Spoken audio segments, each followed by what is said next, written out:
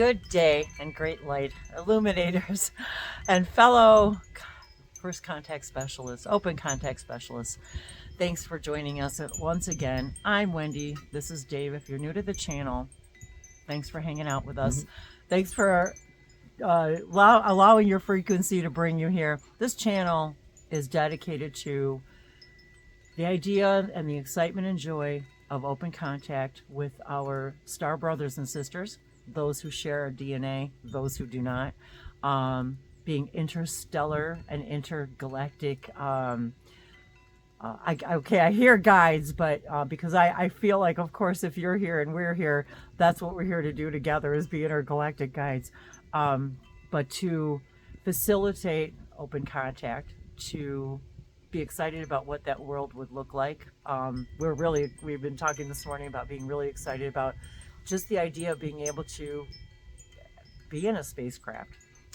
We even talked about a little bit of the idea about, how many people like to spend time outdoors like Dave and I. It's early in the morning here. We're having our coffee outside. It raises our vibration in the morning. And as we mentioned before, we read things in the morning. And I wanted to share a little bit about the new book that we're starting. But if you are new to the channel,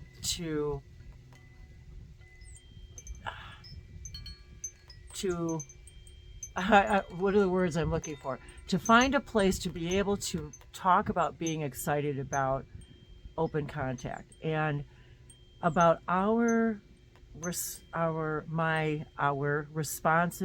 and our experiences, emotions, dreams, all forms of contact. And so thank you for that, because I'm actually kind of emotional right now because more of who you are.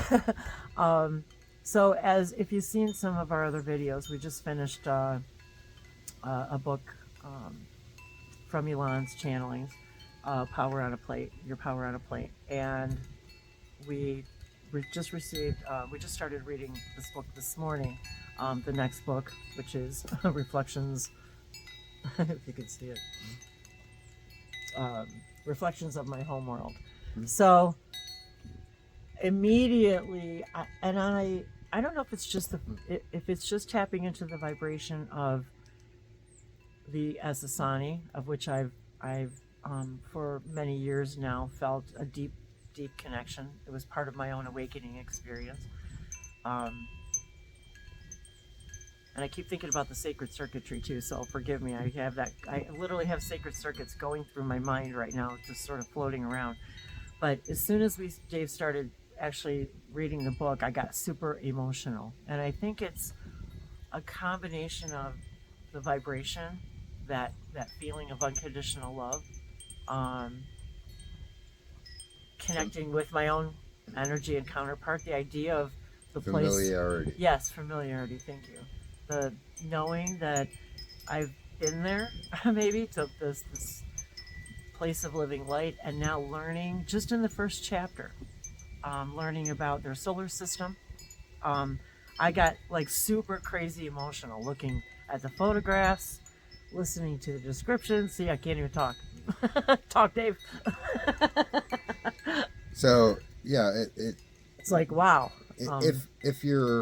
If you're watching this, if you're excited about the Essassani and all the different channelings that have come forth through all the different sources, it's most likely because you have a deep connection with them, and certainly the hybrids, because that's sort of the bigger picture mission, expanding humanity. I've been thinking a lot about the hybrid children in the last few days too. I feel their energy.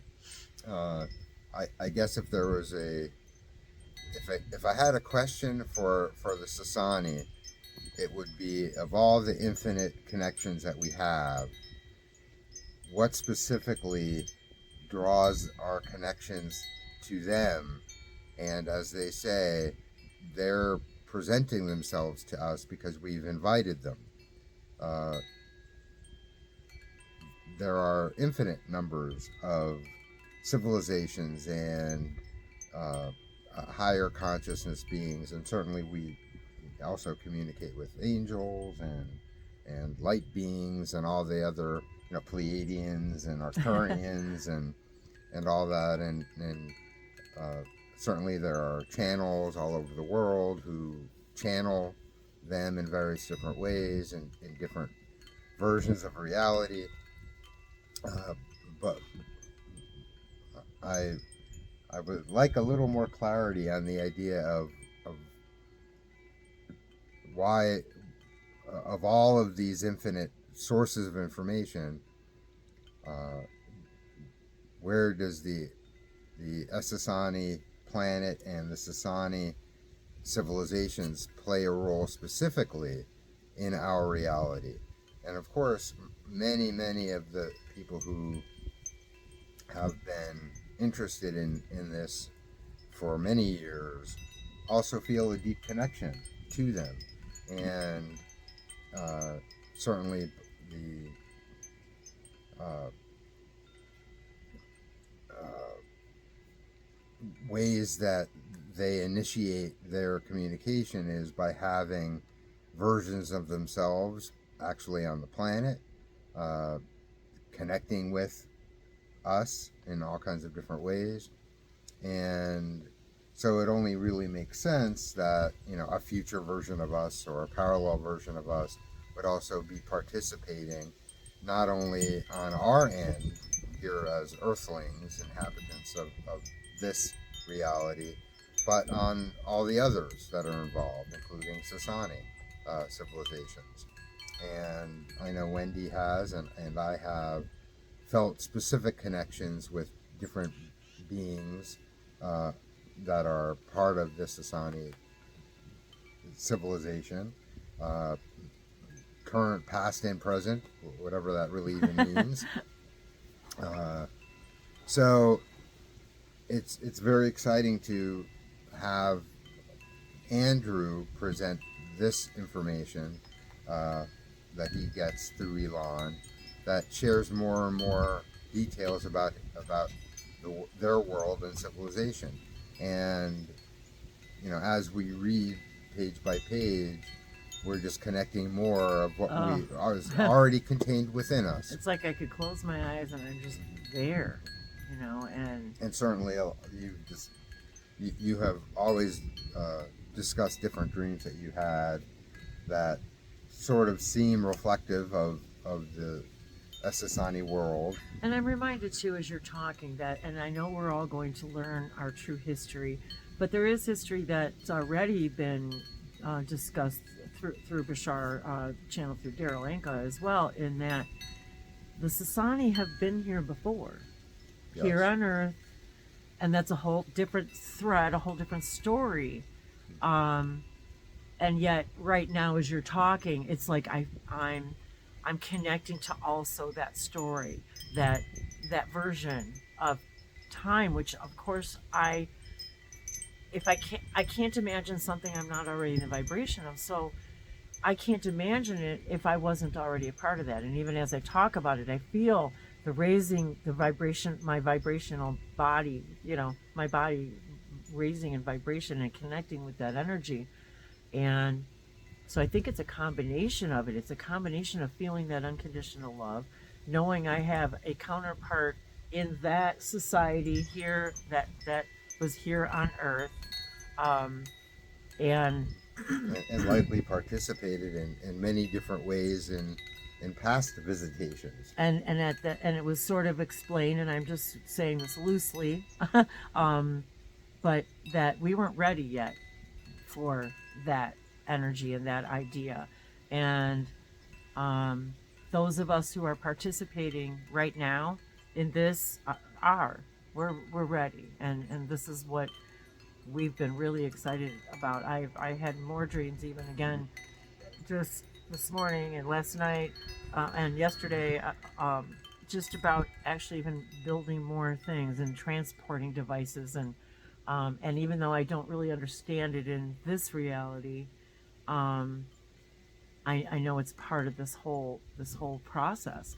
These books, I want to say, are a wonderful permission slip as if, okay, so if I'm creating my own reality and we're creating this reality together, this is a beautiful permission slip to know more about who I am galactically, intergalactically, um, where what I've experienced before, and familiarity is exactly what it is. It's this, like, I'm so happy that I'm finding out more of who I am. It's like finding a whole nother family, you know? And the idea of first contact specialists,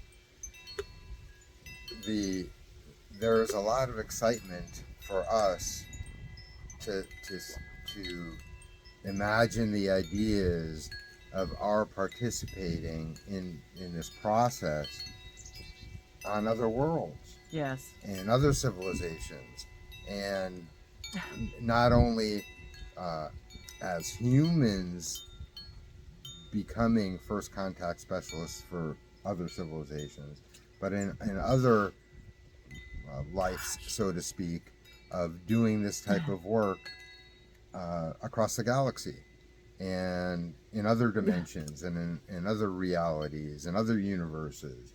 And we wouldn't be so excited about it now if we weren't also excited about it in other versions and doing these things in other versions.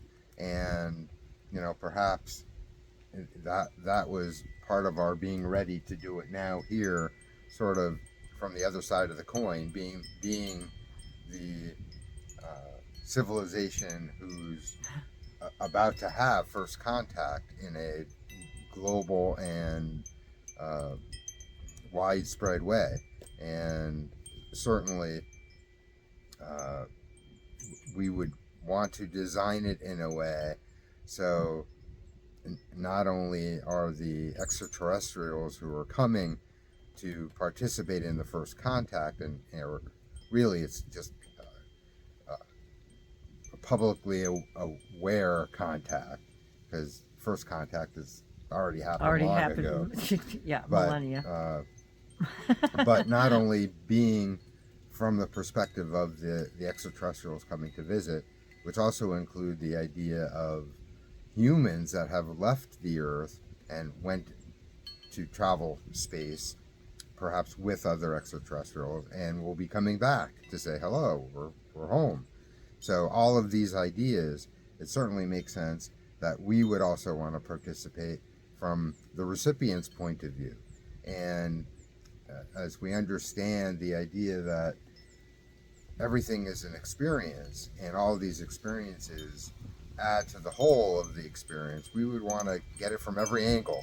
So it's all very exciting, and thank you, Andrew, once again for your co-creation and participation in our highest joy and excitement. I just can't tell you how excited that I am, and it's like I've been waiting and to hear about this, and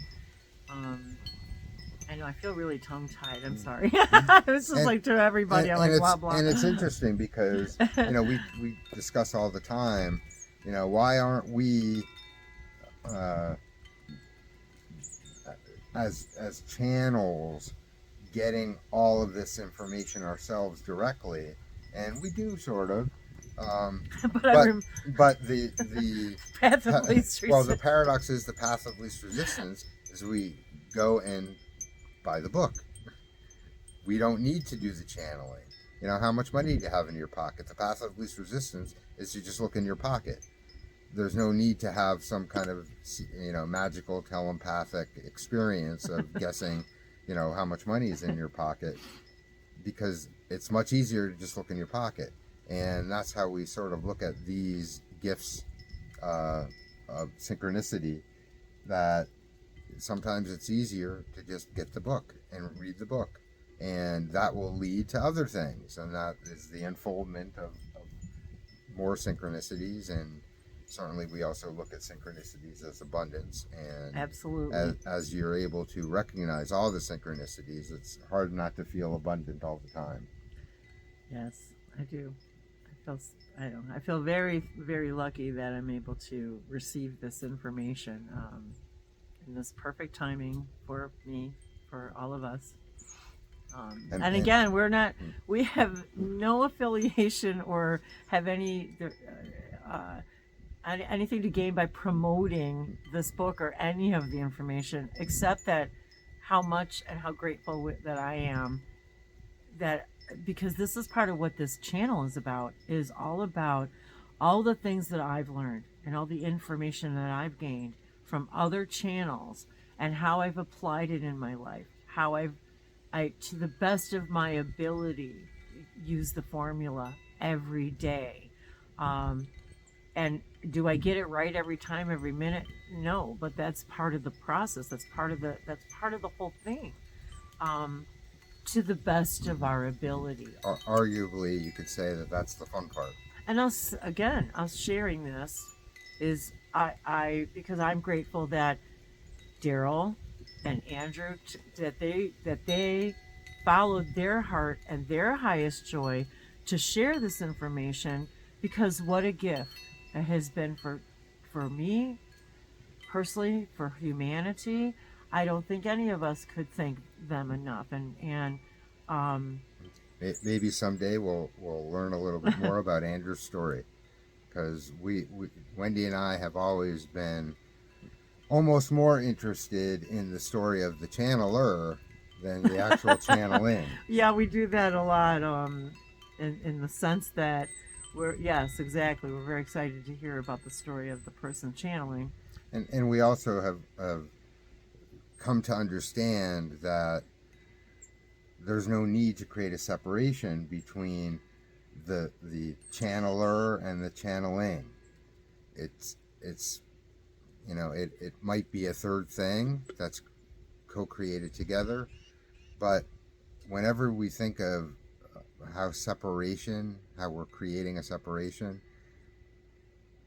that's sort of a signal to us to imagine without the separation, that the being one with all things is identifying the things that we're creating as separate and looking at them as a way that is not separate.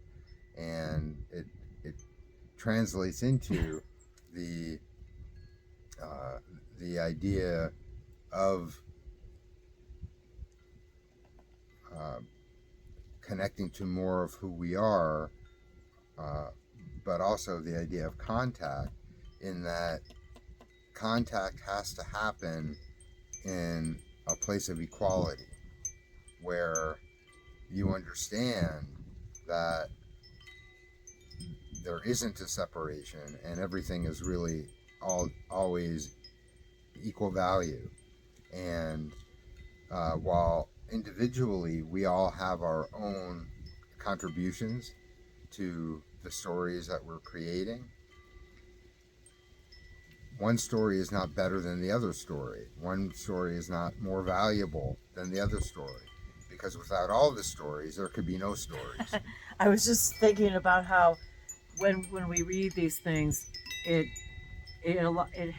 invites us, Dave and I specifically I'm speaking of, but all of us really, it invites us to, once we start tapping into the idea of the infiniteness of all of things, and how we say billions of moments, billions of realities, moment by moment.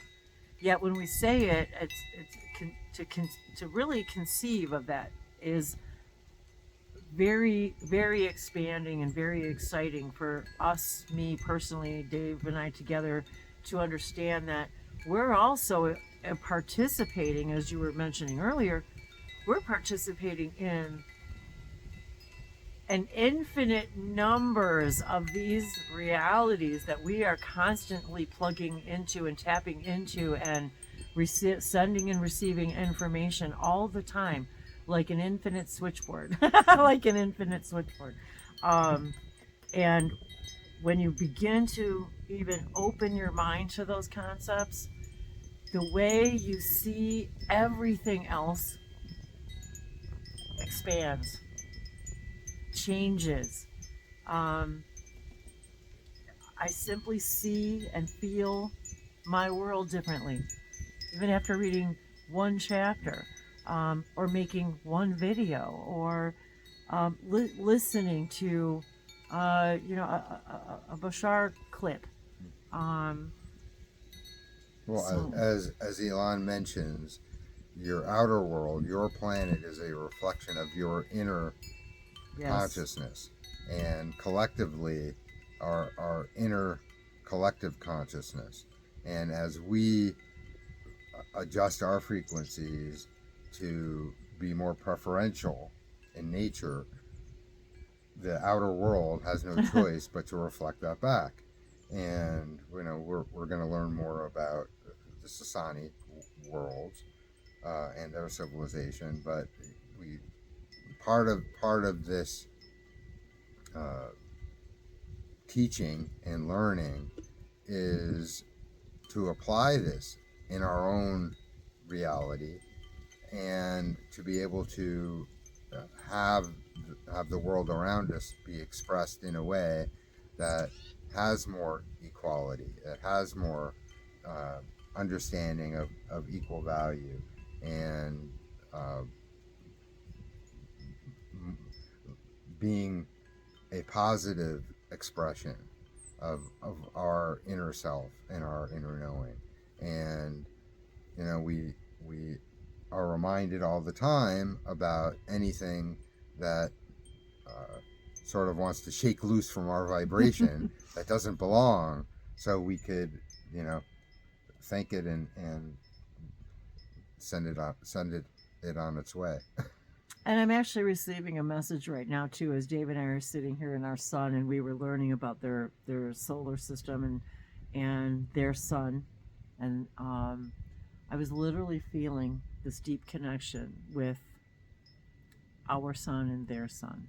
And at the whole time that we've been making this video, there's been a hawk just flying in front of us, back and forth and back and forth. And oftentimes I will look at these things now and say, okay, I hear you, I feel you in that hawk, acknowledging this conversation.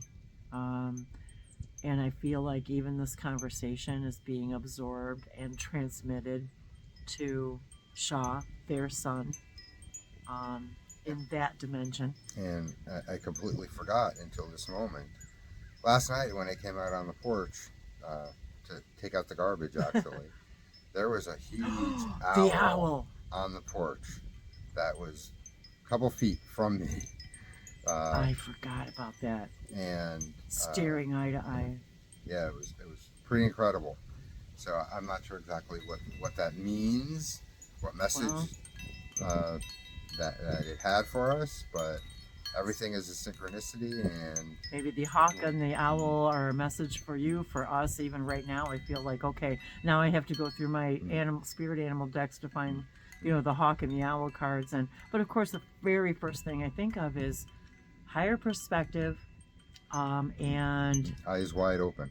And yeah, the owl and the wisdom that we're the beautiful wisdom that we're gaining through the reception of this information, and the sharing of it. Sharing, I love that. Sharing, because I can't explain why I've been doing videos for 10 years, because the only reason is it's the excitement of the sharing. That's it. That's all it's ever been about. That's all this has ever been about, is simply the excitement of sharing our experience with this. And maybe somebody out there listens to this and goes, thank God I'm not crazy, or wow, I just came into this and what's going on, or boy, I've been doing this too for 10 years and what the heck. So wherever we're coming from, we're all headed in the same direction. So yeah, thanks you guys for listening. And I don't know, I always say thanks for listening, but I think it's because it's just a joy to share. And if anybody even gets just a glimmer of excitement, or familiarity, because we're family. If you're watching this, you're our family. And isn't it exciting to know that you have more family out there? So yeah, we're here. Share your thoughts in the comments. We'd love to hear from you. Shibai.